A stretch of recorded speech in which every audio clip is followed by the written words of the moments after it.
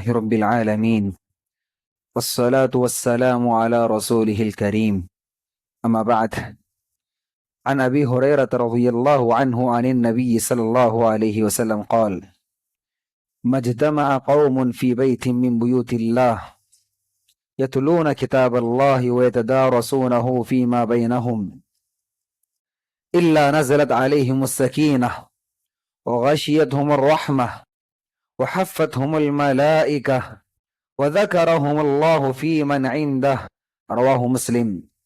محترم بھائیوں، ابھی میں نے آپ کے سامنے صحیح مسلم شریف کی حدیث پڑھی ہے۔ اس کے راوی صحابی رسول عبد الرحمن بن صخر ابو ہریرہ رضی اللہ عنہ ہیں۔ پیارے نبی صلی اللہ علیہ وسلم سے حدیث بیان کرتے ہیں کہ آپ صلی اللہ علیہ وسلم نے ارشاد فرمایا وَمَا اجْتَمَعَ قَوْمٌ فِي بَيْتٍ مِّن بُيُوتِ اللَّهِ، کوئی بھی قوم، ایک جماعت اللہ کے گھروں میں کسی گھر میں جمع ہوتی ہے، یتلون کتاب اللہ، اللہ رب العالمین کی کتاب کو تلاوت کرنے کے لیے، وَيَتَدَارَسُونَهُ بَيْنَهُمْ، قرآن مجید اور کتاب اللہ کو سیکھنے سکھانے کے لیے۔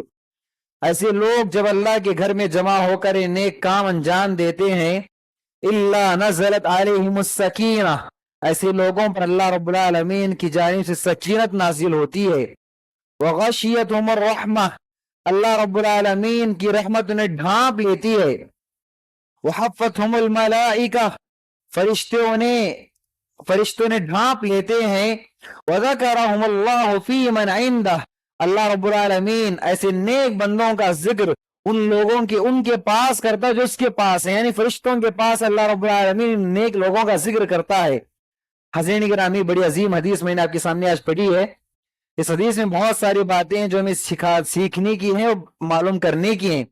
پہلی بات جس میں بات معلوم ہو رہی ہے وہ یہ، کہاں پیارے نبی صلی اللہ علیہ وسلم نے وَمَا اجْتَمَعَ قَوْمٌ فِي بَيْتٍ مِّن بُيُوتِ اللَّهِ، کہ اللہ کے چند نیک بندے ہیں جو اللہ کے کسی گھر میں جمع ہوتے ہیں۔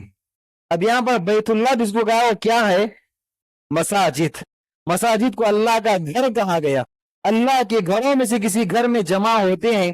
اب دیکھیں، یہ دنیا اتنی عظیم دنیا، اتنی وسیع و عریض دنیا، اتنی بڑی دنیا، اتنی بڑی کائنات ہے۔ اس کائنات میں اگر کوئی محبوب چیز اللہ رب العالمین کے نزدیک ہے، محبوب جگہ اللہ رب العالمین کے نزدیک ہے تو یہ مساجد ہیں۔ احب البلاد الی اللہ مساجدها، اس دنیا کی سب سے پسندیدہ چیز اللہ رب العالمین کے نزدیک، پسندیدہ مقام، پسندیدہ جگہ یہ مساجد ہیں۔ تو مساجد کی عظمت کو بتانے کے لیے، مساجد کے مقام کو بتانے کے لیے صرف اتنا کہنا کافی ہے کہ اللہ رب العالمین نے کہا کہ مساجد اللہ کے گھر ہیں، یہ مساجد اللہ رب العالمین کے گھر ہیں۔ مساجد کی عظمت کو بتانے کے لیے اس سے کوئی اور بڑھ کر کوئی چیز نہیں ہو سکتی کہ مساجد کو اللہ کا گھر کہا گیا، تو یہ مساجد اللہ رب العالمین کے گھر ہیں۔ جو اللہ کے نیک بندے ہیں یہاں پر جمع ہوتے ہیں۔ کیوں جمع ہو رہے ہیں؟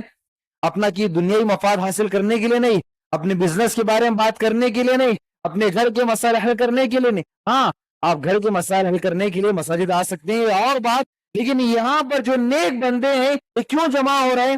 کہا کہ یتلون کتاب اللہ، اللہ رب العالمین کی کتاب کی تلاوت کرنے کے لیے، قرآن مجید کو پڑھنے کے لیے، وَيَتَدَارَسُونَهُ بَيْنَهُمْ، کلام اللہ کو سیکھنے سکھانے کے لیے۔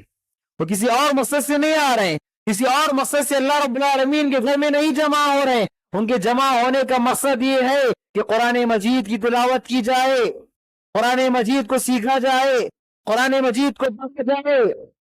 دیکھیں آپ کیوں جمع ہو رہے ہیں لوگ؟ تو یہاں پر جو ہمارے مکتب کے چھوٹے چھوٹے بچے ہیں وہ اس حدیث میں جو بشارت سنائی گئی ہے، اس حدیث میں جو خوشخبری سنائی گئی ہے، یہ چھوٹے چھوٹے بچے ان بشارت کو حاصل کرنے والے۔ یہ بچے یہاں پر آتے ہیں، مغرب عشاء کا وقت اپنا یہاں پر گزارتے ہیں۔ یہ کیوں آتے ہیں؟ قرآن مجید کو سیکھنے سکھانے کے لیے۔ وہ بچے جن کی زبان سے ابھی صحیح طور پر الفاظ نہیں نکلتے، ان کی لڑکھڑاتی ہوئی زبان، ان کی زبان سے صحیح طور پر ان کا نام نہیں آتا، ایسے بچے، چھوٹے موٹے بچے، ننھے منھے بچے یہاں پر آتے ہیں قرآن مجید کو سیکھنے کے لیے۔ کیا کیا فضیلتیں حاصل کرتے ہیں؟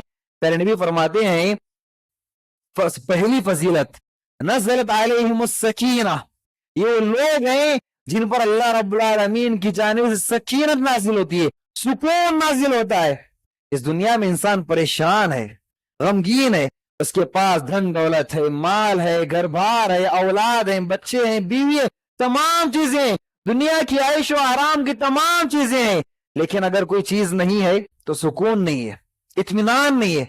इंसान के पास हर चीज होने के बावजूद इंसान परेशान है, डिप्रेशन का शिकार। क्या वजह है? सुकून नहीं है। तो ये लोग जो अल्लाह के घर में जमा होते हैं, इन्हें पहली नेमत जो पहली बशारत सुनाई गई, ऐसे लोगों को सुकून मिलता है, इनकी जिंदगी में सुकून होता है। और दूसरी बात, वग़शियतहुमुर रहमा, अल्लाह रब्बुल आलमीन की रहमत इन्हें ढांप लेती है।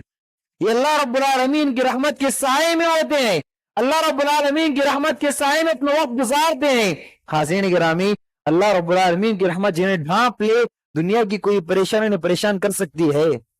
कि दुनिया की कोई मुसीबत उन्हें गम दे सकती है? कि दुनिया को कोई परेशानी उन्हें मुसीबत में डाल सकती है? हरगिज नहीं।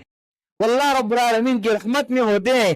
फिर कहा वहफ़्फ़तहुमुल मलाइका, वहफ़्फ़तहुमुल मलाइका, ये जो अल्लाह के फरिश्ते अजीम मखलूक है, ये फरिश्ते ने ढांप लेते हैं, ये फरिश्ते उन पर छा जाते हैं, ये फरिश्ते अपने पर उन्हें उनके लिए बिछा देते हैं।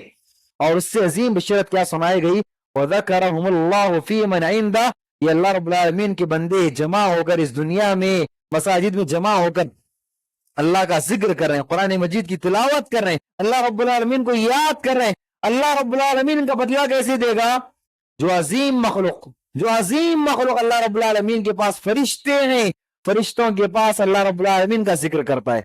तुम इस दुनिया में मसाजिद में जमा होकर अल्लाह का जिक्र करोगे, कुरान मजीद की तिलावत करोगे, अल्लाह रब्बुल आलमीन तुम्हारा जिक्र फरिश्तों के पास करेगा।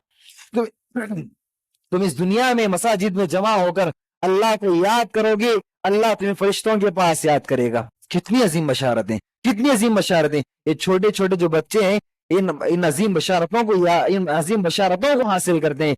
तो जरूरत है कि हम अपने 24 घंटों में से थोड़ा वक्त जरूर निकालें। 24 घंटों में से थोड़ा वक्त, 20 मिनट, 15 मिनट, उससे नहीं 10 मिनट, उतना भी नहीं, कम से कम 5 मिनट। 24 घंटों में 5 मिनट हम निकाल नहीं सकते। आप अपना 5 मिनट निकालें, नमाज की थोड़ी देर पहले आ जाएं या नमाज की थोड़ी देर के बाद बैठ जाएं, कुरान मजीद की तिलावत करें। ये बशारतें आपको मिलेंगी, ये अजीम बशारतें आपको मिलेगी। आपकी जिंदगी में सुकून आएगा। अल्लाह रब्बुल आलमीन की रहमत के करिश्मे आप अपनी जिंदगी में देखेंगे। फरिश्तों की मदद, फरिश्तों की ताईद आपके साथ होगी और अल्लाह रब्बुल आलमीन आपका जिक्र फरिश्तों के पास करेगा। दुआ रब्बुल आलमीन से कि अल्लाह रब्बुल आलमीन मुझ कहने वाले को, आप तमाम सुनने वालों को कही गई सुनी गई बातों पर अमल की तौफीक नसीब फरमाए। आमीन। अस्सलामु अलैकुम व रहमतुल्लाह।